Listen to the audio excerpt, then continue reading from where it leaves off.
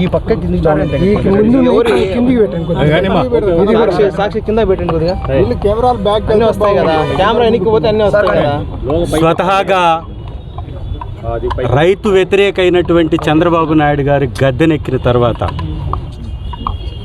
ఈ రాష్ట్రంలో గతంలో వైఎస్ఆర్ కాంగ్రెస్ పార్టీ అధికారంలో ఉన్నప్పుడు ఈ ఖరీఫ్ సీజన్కి దాదాపు 33 లక్షల హెక్టార్ల సాగు సాగితే ఇప్పుడు ఈ రైతు వ్యతిరేక ప్రభుత్వంలో 20 లక్షల హెక్టార్లే, దాదాపుగా 60% మాత్రమే ఇవాళ సాగు సాగుతుంది. ఈ 60%లో కూడా దాదాపు 12 లక్షల హెక్టార్లు ఓన్లీ కేవలం వరి మాత్రమే సాగుతుంది. అంటే మిర్చికి ధర పోయింది, మినుముకి ధర లేదు, కందికి ధర లేదు, పత్తికి ధర లేదు, పొగాకు ధర లేదు. వీటన్నిటికీ ధరలు లేకపోవడం వలన మొక్కజొన్న వరికే ముందుకు రావాల్సి వచ్చింది రైతులు, వేరే అవకాశం లేక. మరి సెప్టెంబరు ఆగస్టులో చిరు పొట్ట వచ్చేటటువంటి వరికి నత్రజని కావాల్సినటువంటి అవసరం ఎంతైనా ఉంది. అధిక వర్షాలు పడ్డప్పుడు ఇంకొంచెం ఎక్కువ మోతాదులో కావాలి. అట్లాంటిది ఇవాళ యూరియాని తీసుకొచ్చి ఆ నత్రజనికి ఒకే ఒక్క ప్రత్యామ్నాయ మార్గమైనటువంటి యూరియాని తీసుకొచ్చి బ్లాక్ మార్కెట్లకి తరలించి వేసి ఈ దొంగల ప్రభుత్వం, ఈ దోపిడీదారుల ప్రభుత్వం, ఈ దుర్మార్గపు ప్రభుత్వం అన్యాయంగా యూరియాని పక్కదారికి పట్టించేసింది. వాస్తవానికి ఏదైనా ప్రభుత్వం ఉన్నప్పుడు ఈ రాష్ట్రంలో గతంలో జరిగిన విధానాలు ఏంటి అంటే 50% పైగా మార్క్ఫెడ్కి యూరియాని ఇచ్చి మార్క్ఫెడ్ ద్వారా సప్లై చేయిస్తారు. ఇవాళ మార్క్ఫెడ్కి ఎందుకు అప్పచెప్పలేదు మీరు యూరియాని? 50% కనీసం మార్క్ఫెడ్కి అప్పచెప్పాల్సి ఉంటే అప్పచెప్పలా. ఇవాళ ఆర్బీకేల ద్వారా దాదాపు 12 లక్షల టన్నులు వైఎస్ఆర్ కాంగ్రెస్ పార్టీ ప్రభుత్వంలో ఆర్బీకే సెంటర్ల ద్వారానే అందించాం. ఆర్బీకే సెంటర్ అంటే అది గ్రామం మధ్యలో ఉండేటటువంటి ఒక వ్యవస్థ. ఆ వ్యవస్థలో దళారీలకి ప్రోత్సహించేటటువంటి అవకాశాలు తక్కువ.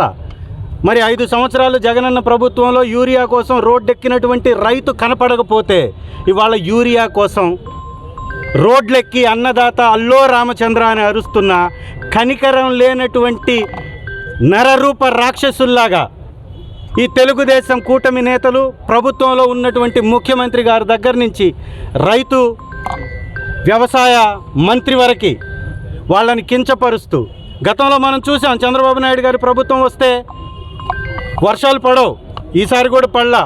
ఆ భగవంతుడి దయ వల్ల పై రాష్ట్రాల్లో పడ్డటువంటి వర్షం, ఆ ముందున్నటువంటి గవర్నమెంట్స్ కట్టినటువంటి ఆ డ్యాముల్లో వాటర్ వచ్చి సస్యశ్యామలంగా చేసుకునే అవకాశం మనకి ఇవాళ ఉంది.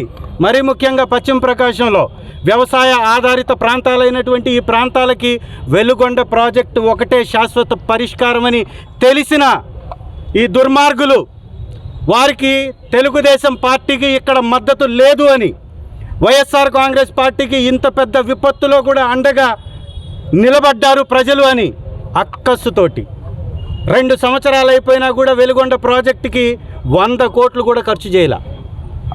ఈ విధంగా ఎన్ని సంవత్సరాలు రైతుల్ని దగా చేసేది, మోసం చేసేది? మట్టిని అమ్ముకుంటున్నారు, ఇసుకని అమ్ముకుంటున్నారు, మద్యాన్ని అమ్ముకుంటున్నారు, చివరికి భూమిపై వదిలేసి భూగర్భాలను కూడా అమ్ముకుంటున్నారు. ఇవాళ మా యొక్క నియోజకవర్గంలో అయితే ఏకంగా పురావస్తు సామాన్లు తవ్వుకునేటటువంటి కార్యక్రమానికి తెరలేపారు. ఇక్కడ ఉన్నటువంటి తెలుగుదేశం నాయకులు, మా దగ్గర ఉన్నటువంటి తెలుగుదేశం నాయకులు అంటే సహజ సంపదని దోచుకుంటున్నారు, పురాతన సంపదను కూడా దోచుకోవాలనేటటువంటి పన్నాగు పడుతున్నారు. రైతులకి మద్దతు ధర లేక మిర్చి రైతులు ఆత్మహత్యలు చేసుకుంటున్నటువంటి పరిస్థితి, పొగాకు రైతులు తీవ్రంగా నష్టపోయినటువంటి పరిస్థితి. వీటన్నిటినీ మార్చాలి అంటే ప్రతి ఒక్క రైతు ఉద్యమించాలి. వైఎస్ఆర్సీపీ మీ అందరికీ అండగా ఉంటుంది, రైతుల పక్షాన పోరాటం చేస్తుంది. ఈ రాష్ట్రం బాగుండాలంటే రైతు బాగుండాలని రైతు భరోసా కేంద్రాలని ప్రతి ఒక్క విలేజ్లో నిర్మించినటువంటి మహానేత శ్రీ జగన్మోహన్ రెడ్డి గారు, వారి తండ్రి గారైనటువంటి రాజశేఖర్ రెడ్డి గారు ఈ రాష్ట్రంలో దాదాపు 13 ప్రాజెక్టులకి శంకుస్థాపనలతో పాటు పూర్తి చేసి 84 ప్రాజెక్టులని శంకుస్థాపనలు చేసి పర్మిషన్లు తెచ్చినటువంటి మహానేత. ఈరోజు 40 సంవత్సరాలని చెప్పుకునే చంద్రబాబు నాయుడు గారి చరిత్రలో ఒక్క ప్రాజెక్టు తెచ్చింది లేదు, ఒక్క డ్యామ్ కట్టింది లేదు. కుప్పానికి జగన్మోహన్ రెడ్డి గారు నీళ్ళు ఇస్తే మొన్న మళ్ళీ ట్యాంకులతో నీళ్లు పోపించుకొని మళ్ళీ చెల్లికి మళ్ళీ పెళ్ళి మళ్ళీ పెళ్ళి మళ్ళీ మళ్ళీ పెళ్ళి అనేలాగా మొన్న మళ్ళీ నీళ్లు వదిలినటువంటి పరిస్థితి. ఈ దొంగ ప్రభుత్వాన్ని, దుర్మార్గపు ప్రభుత్వాన్ని వైఎస్ఆర్సీపీ వ్యతిరేకించి ప్రజలకి అండగా ఉంటుంది.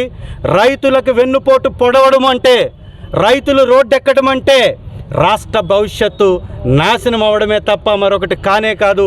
రైతుకి అండగా ఉండాలి ప్రభుత్వం. ఇవాళ మనం చూసాం, ఇక్కడ రైతులు పెద్ద ఎత్తున వస్తుంటే ప్రభుత్వం అడ్డుకోవాలని ప్రయత్నిస్తుంది. ఇవాళ ఆర్డీఓ గారికి మనం రిప్రజెంటేషన్ ఇస్తే వారి దగ్గర నుంచి స్పందన కూడా పెద్దగా ఆశించిన విధంగా లేకపోవడం అనేది చాలా శోచనీయం.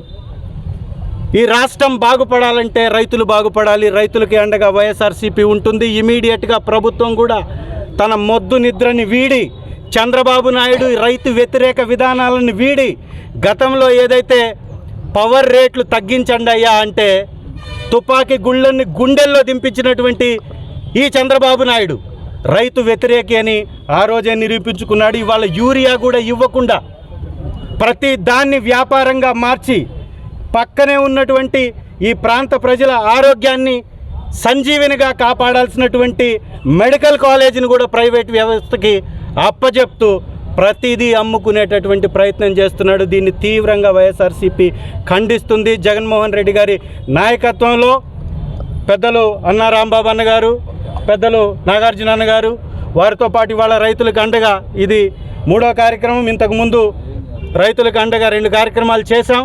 ఇది 3వ కార్యక్రమం. ఇక మీదట కూడా పెద్ద ఎత్తున ప్రోగ్రామ్స్ చేస్తాం. వైఎస్ఆర్సీపీ అండగా ఉంటుందని మరొకసారి తెలియజేసుకుంటూ వచ్చినటువంటి మీడియా మిత్రులందరికీ హృదయపూర్వక ధన్యవాదాలు.